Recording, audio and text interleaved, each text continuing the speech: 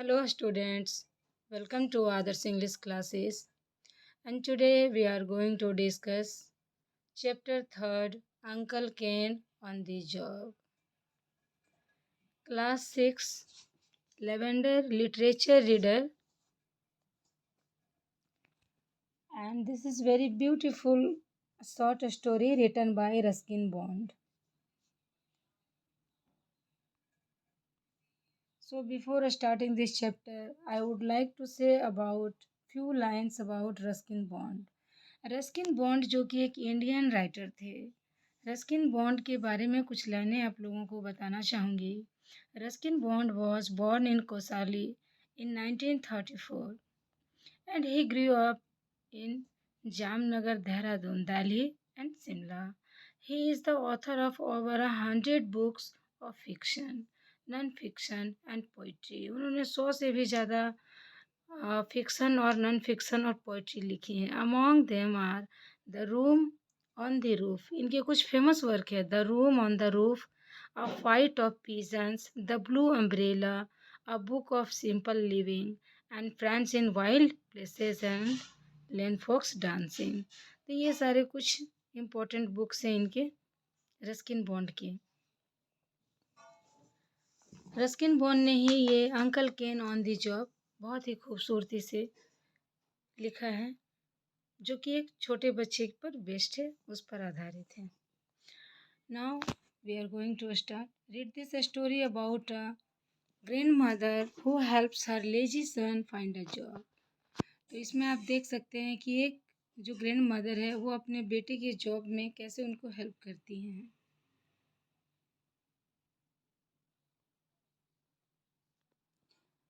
So we will have to do something about Uncle Ken, said Granny to the world at large. Granny क्या कहती हैं कि हम लोगों को अंकल केन के बारे में कुछ करना चाहिए, उनके बारे में कुछ सोचना चाहिए।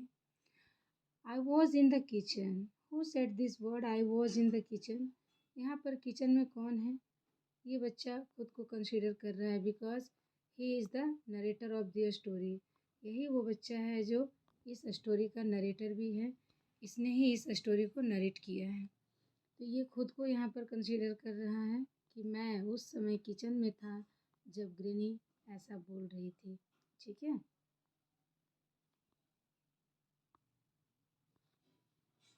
I am talking about this boy. So I was in the kitchen with her and selling peas and popping a few into my mouth now and then. मैं उस समय किचन में था और मैं क्या कर रहा था, तो पीस मटर को छील रहा था और मैं कुछ मटर के दाने अपने मुंह में डाल भी रहा था।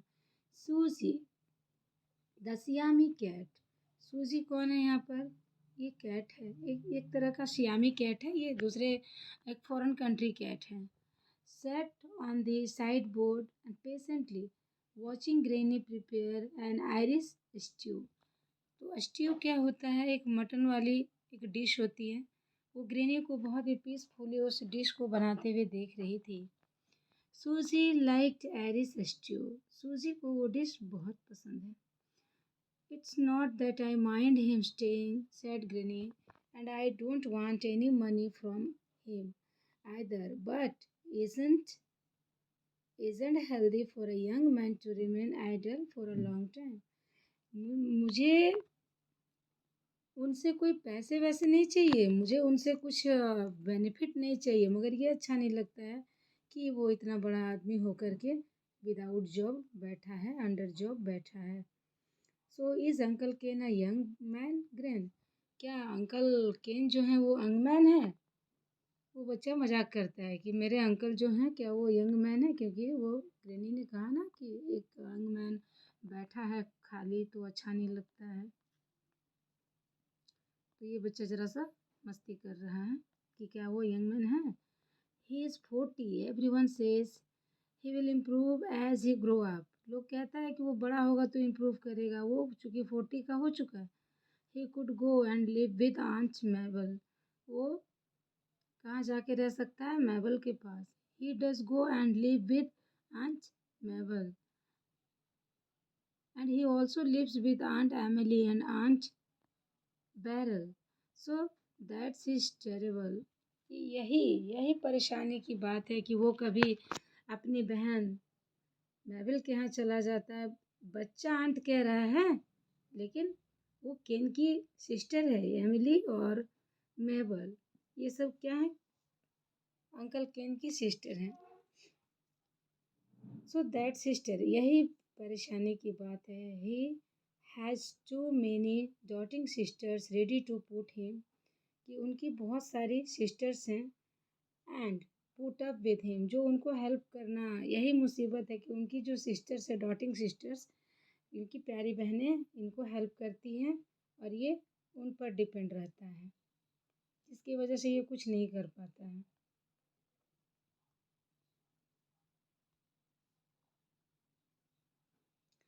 Their husbands are all quite well off and can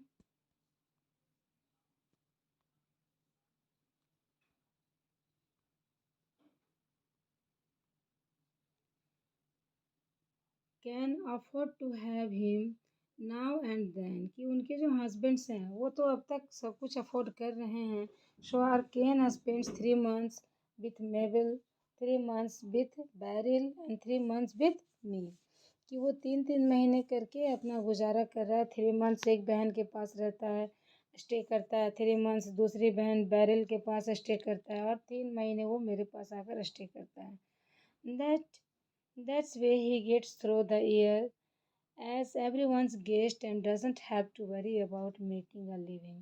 इस तरह से वो एज अ गेस्ट की तरह 3 3 महीने यहाँ गुजार लेता है, जिससे कि किन्हीं को परेशानी नहीं होती है।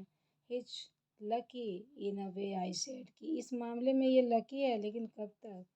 His luck want last ever, इसका जो लक है वो ज़िंदगी भर तो नहीं रहेगा। Already Mabel is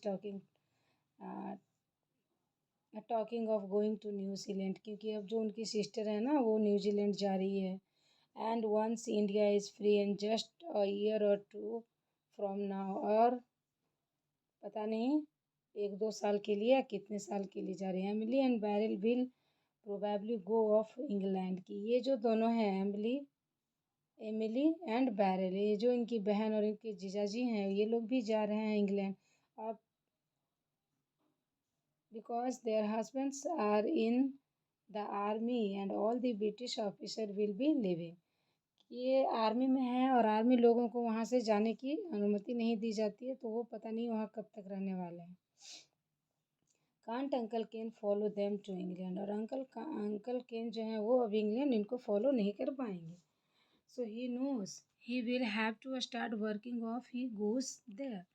When your aunts find they have to manage without servants, they won't be ready to keep Cain for a long periods. In any case, who's going to pay his fare of England or New Zealand?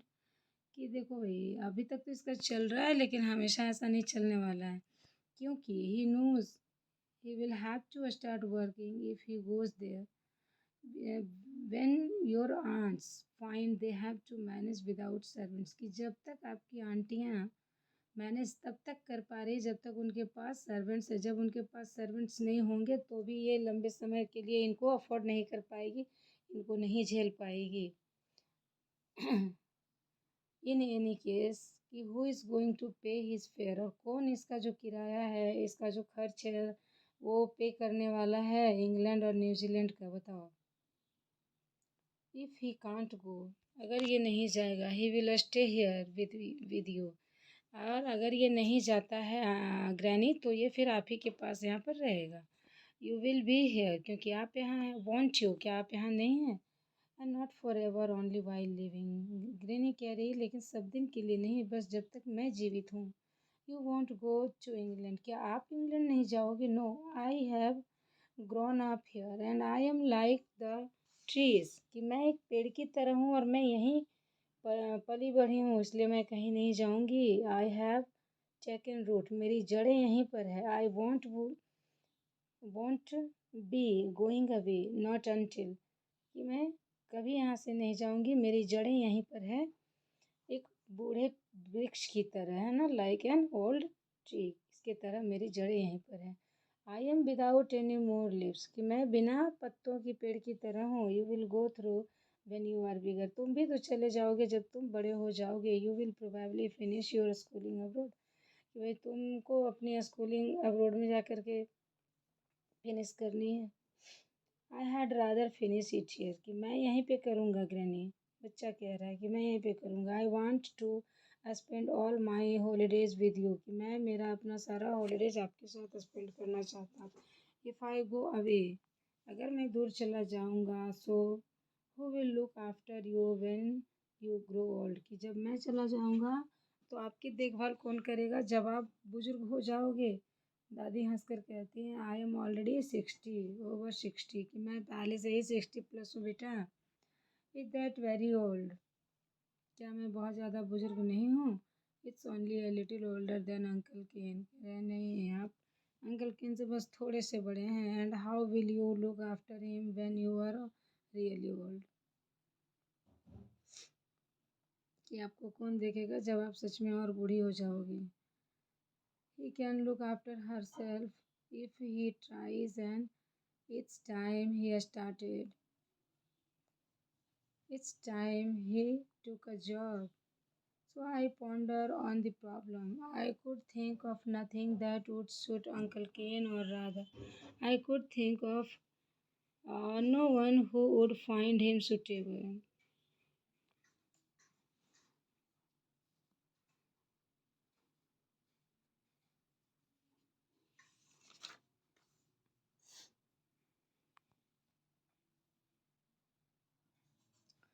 I ponder on the problem.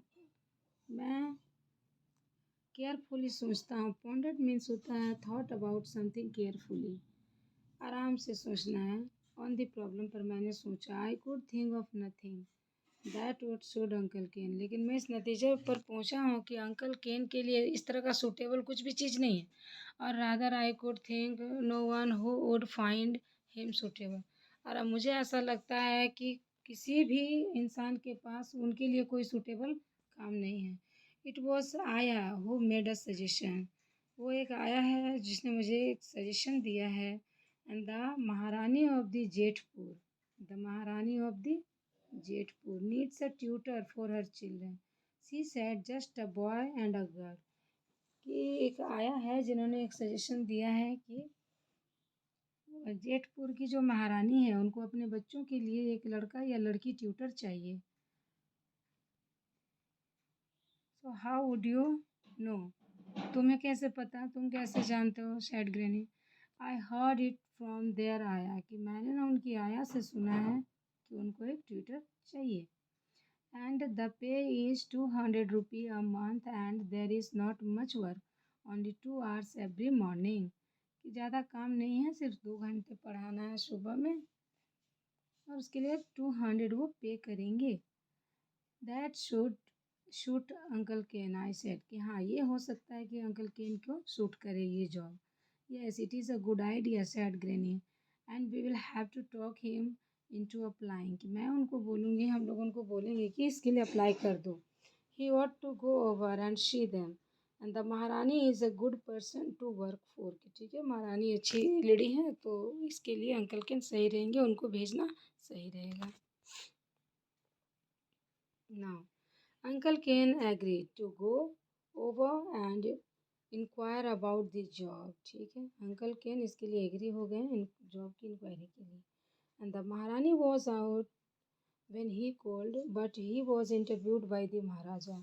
जब इन्होंने महारानी को आवाज़ दिया उनके घर जाके तो महारानी निकली, लेकिन उनका जो इंटरव्यू था वो महाराजा जी ने कंडक्ट करवाया, महाराजा जी ने लिया।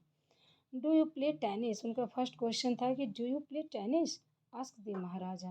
Yes, said Uncle Cain, who remembered having played a bit of tennis when he was a schoolboy. कि हाँ मैं टेनिस खेलना जानता हूँ, जब मैं स्कूल बॉय था तो मैं खेलता था। In that case the job yours, कि हाँ ठीक है अगर तुम्हें आता है टेनिस तो ये जॉब तुम्हारी है। Because I have been looking for a fourth player for a double match, double match के लिए मुझे एक चौथा प्लेयर चाहिए था। So by the way were you at Cambridge, ठीक है अब तुम बताओ कि कैम्ब्रिज में कहाँ थे। No I was at Oxford, said uncle Ken, कि नहीं नहीं मैं कैम्ब्रिज में नहीं, मैं ऑक्सफोर्ड में था। The Maharaja was impressed, Maharaja impressed हो गए। Oh Oxford, an Oxford man An Oxford man who could play tennis was just the sort of tutor he wanted for his children. कि ठीक है मेरे बच्चों के लिए यही tutor सही होगा. When Uncle Ken told Granny about the interview, and he said, "But you haven't been to Oxford, Ken, and how could you say that?" Granny ने जब वो ग्रैनी को ये सारी बातें बताई तो ग्रैनी चौंक गई कि तुम ऑक्सफोर्ड में कब थे, तुमने ऐसा क्यों कहा, झूठ क्यों बोला. Of course I have been to Oxford, don't you remember, कि तुम भूल गई क्या, मैं ऑक्सफोर्ड में था. I spend 2 years there with your brother Jim, कि मैं तुम्हारे भाई जिम के साथ 2 साल वहाँ पर था. तुम मम्मी भूल गई क्या. Yes but you were helping him in this pub in the town, लेकिन तुम तो टाउन में उसके पब में उसकी हेल्प कर रहे थे. यू वेरेंट एट द यूनिवर्सिटी, तुम तो यूनिवर्सिटी में नहीं थे.